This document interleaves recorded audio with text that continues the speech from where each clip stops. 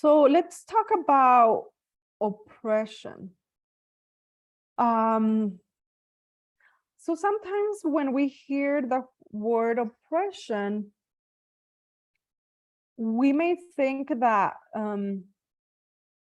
oppression happens in other places, but that it is not possible for oppression to occur in the US because we have a democratic society. So we may think that groups of individuals are not oppressed because our society doesn't intentionally try to oppress anyone. But as we see here, the definition of oppression is this: a person lives within structures of domination and oppression if other groups have the power to determine their actions. So individuals, they may live in oppressive conditions as a result of a specific characteristics that, or they may be members of a group, even if it's not voluntarily, including because of their race, class, gender, ethnicity, sexuality, nationality, age, and ability. So individuals may experience oppressions because of these shared characteristics with a group. So I would like to ask here, I think this is an important differentiation that we can make between oppression and other terms, like, for example, like bias or prejudice. Do you think, for example, a marginalized group or an underrepresented group can oppress others? For example, do you think someone from an underrepresented group, can they oppress someone who is from the mainstream society, who they're maybe white? Can that happen?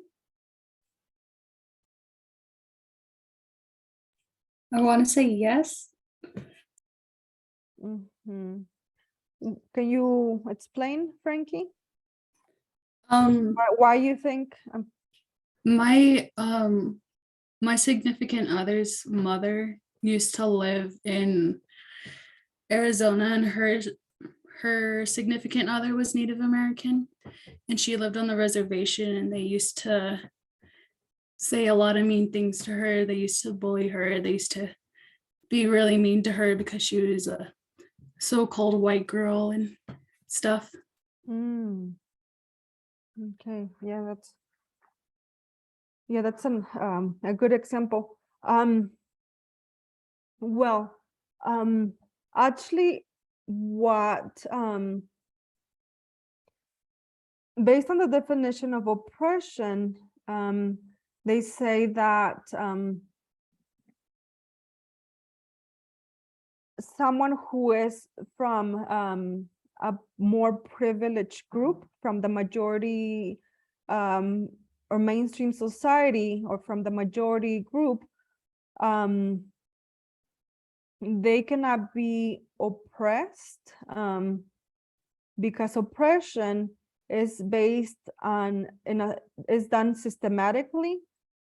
So based on different structures, whether it be policies at the national level, state level, community level, or other views that can oppress another group, because it's based on a membership of a group.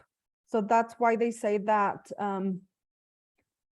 someone who belongs to a marginalized group cannot oppress a group who is very powerful, because they're very powerful. But maybe the example that Frankie provided, it's a good example of how we can, as individuals, we can be biased, we can be prejudiced, we can discriminate, we can be racist. But if a group doesn't have the power, or it's not very powerful, they're not able to cause oppression. I don't know if it makes sense. That does make sense. Thank you. Okay. Yeah. Thank you. So we're gonna talk about 5 different forms of oppression.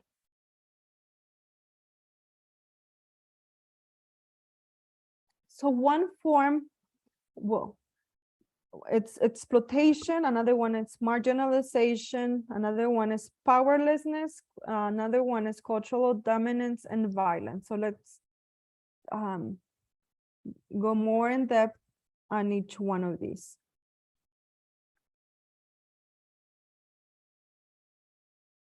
So exploitation is when the gap between the wealthy and the working people, it's there's a big gap. It is an indication of a degree of exploitation. So basically, a group of people are taken advantage of. So individuals can be taken advantage of. They can be exploited because of their class, race, and gender. Those are some examples.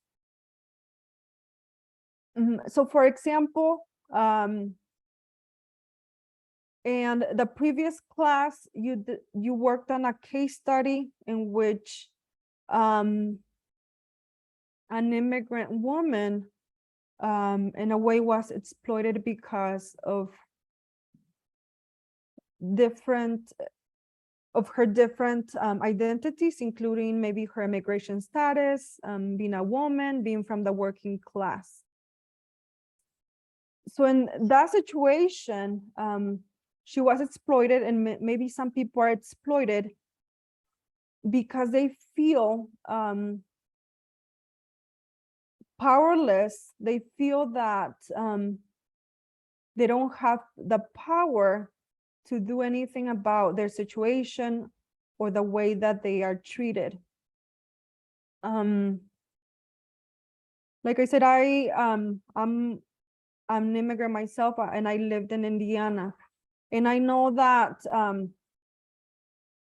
for example, I heard people in the community that they were afraid of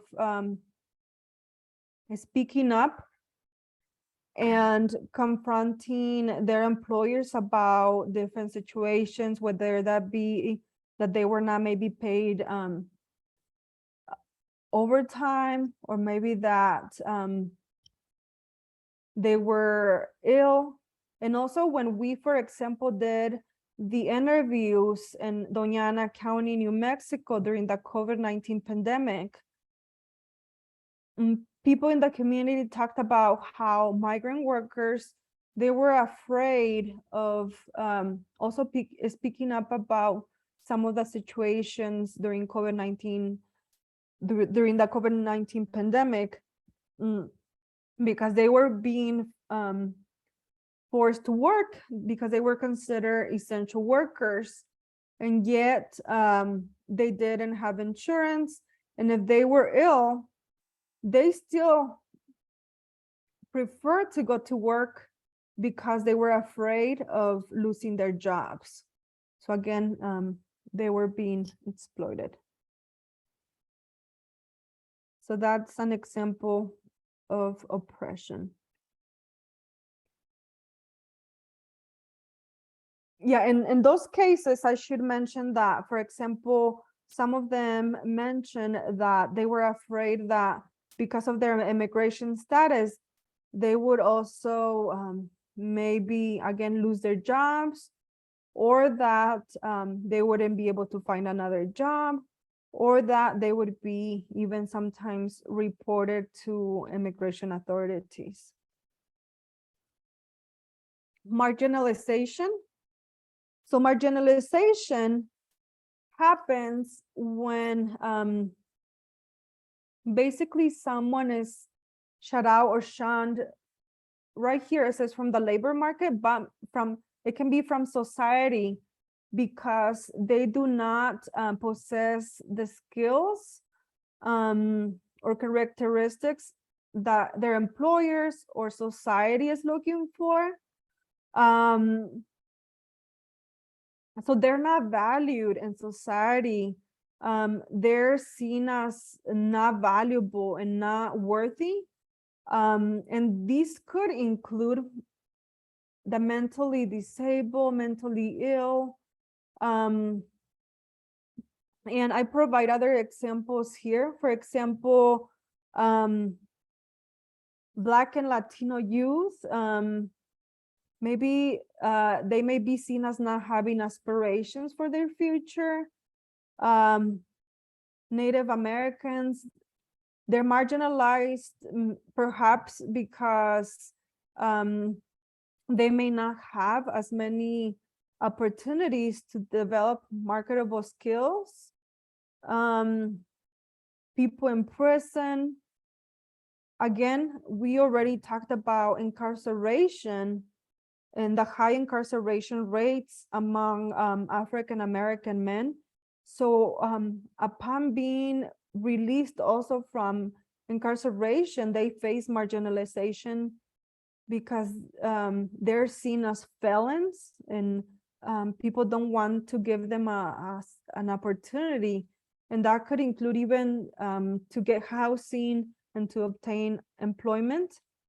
And also women who are on welfare, they may experience marginalization. They're stigmatized as non-productive members of society. And in a reading that I did, sometimes, for example, if we go back to the term that we learned last week, intersectionality, if we talk about, for example, specifically African American women, sometimes they're even called welfare queens. So society even stigmatizes them and places different, uses different terminology to stigmatize them and to shun them. Again, because they're seen as non-productive, as non-valuable. So this can happen with different groups of society. And again, if we think about intersectionality, that could include not just because of their race, but because of other aspects, maybe again, because of a disability, because of being incarcerated, being a single mother. So because of many different aspects, people can experience marginalization.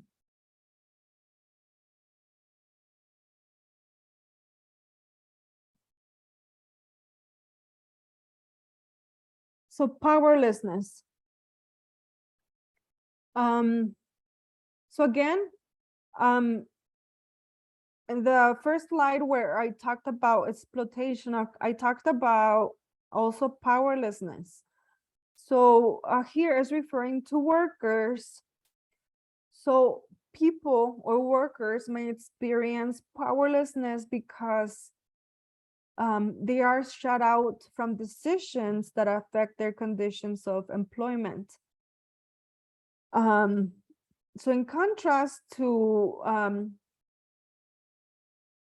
the working class, maybe professionals from more recognized professions in society, professionals may be seen as having knowledge and expertise in their jobs, having autonomy, they have a voice, and they even supervise others. So they have that ability to make decisions that will impact them and others.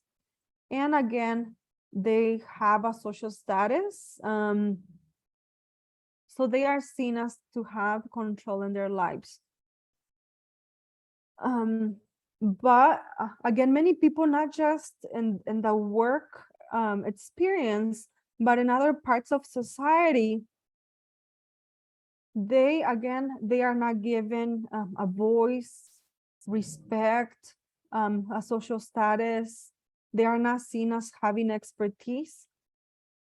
So that's why, as social workers, and specifically as it is mandated by the NASW Code of Ethics, our role is to empower individuals. That's one of our biggest roles, to empower them and to allow them to make their own choices. That's a very important part of our jobs.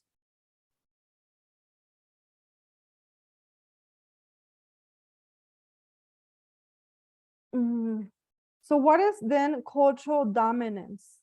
Cultural dominance refers maybe to the way that one group's experiences, their experiences and cultural expressions are defined as superiors to other groups' experience and histories. So maybe, and it is not intentional, and maybe we don't say, oh, my group culture is superior, but cultural dominance happens just because your culture, it's considered normal, while maybe others' culture is considered strange or invisible.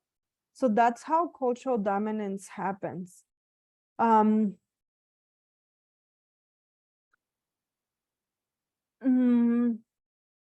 So maybe one way that cultural dominance happens, for example, is in our history books and other textbooks.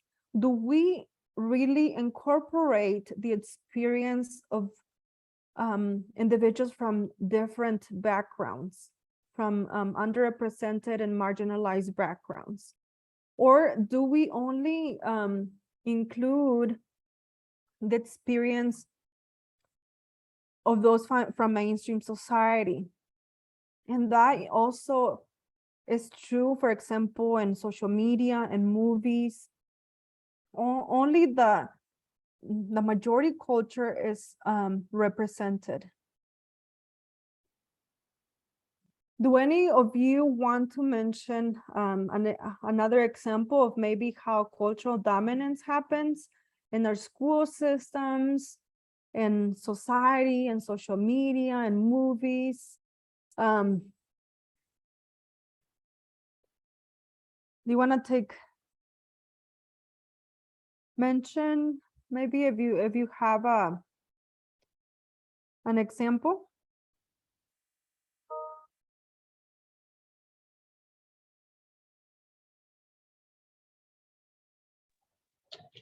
Would cultural dominance be like teaching a specific language and not offering to teach another language, even though there are multiracial ethnicities in the classroom? Like, say, like teaching like Spanish because the majority is Spanish, or not, or like on the reservation we weren't allowed to speak our own languages in school, I guess, is what I'm trying to say. Yeah, that's a good example. Yeah. And that's Cassie, right? Yes. Yeah, thank you for providing that example. So yes, making a cultural dominant, means that the other cultures are not given significance, as it says here. They are seen as invisible. So yeah, for example, like I said, I grew up in a majority, and I was one of maybe two Latino children in my classroom. So I didn't see myself or my experience reflected in the classroom. And we can also maybe see that as I saw a TED Talk video of where, for example, even how we see beauty. Sometimes if maybe children even may think that, oh, beauty is, or someone who is white, blonde, blue eyes, and if the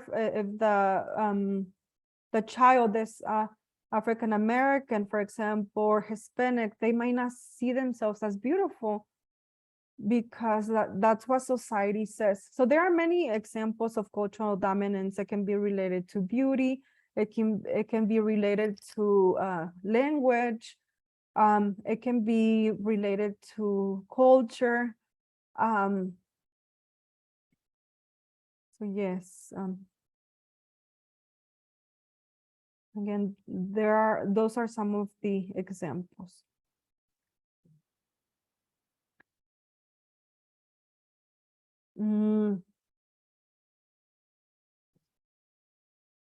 So one of the articles that you were to read for today, it's called A Social Worker's Reflection on Power, Privilege, and Oppression. And the main point of this article is that it says that to promote social justice, we must begin this process with ourselves through a self-reflective process that examines the contradictions between our espoused values and our lived experiences. So the author reflects upon his own experience of some of the oppression and some of the privilege that he experiences because of who he is. He talks about, I believe, about his background as an African American male and how that I'm sorry, no, I was thinking also about another video that we are going to watch, but he's actually from a Hawaiian background. But then he reflects about his power and his privilege as a male. Some of the experiences that he takes for granted, that he doesn't have to think about walking through an alley at night and thinking about that he may be assaulted because he's not female. And he also talks about that because he doesn't come from an LGBTQ community, he also doesn't have to think about that. And also, even though he doesn't currently practice his religion, he comes from a Christian background, and he doesn't have to think about being oppressed, being discriminated against because of his religious background. And the Christian religion holidays are observed. And as opposed to someone who may come from another religion, who, for example, is Muslim, their holidays are not observed. And they may constantly be thinking and be in fear that someone may think that they're a terrorist because of their background. We already talked a little bit about this in our previous classes about intersectionality, but today I would like for you to reflect further about your privilege and oppression that you experience because of your different identities. And I talked a little about my own experiences. And how as an immigrant, and I would like to go over it again today to help you think about, again, your own areas. But today, I don't want you to just mention those areas of privilege and oppression. I'm gonna stop the record. Oh, hold on. I'm gonna stop the recording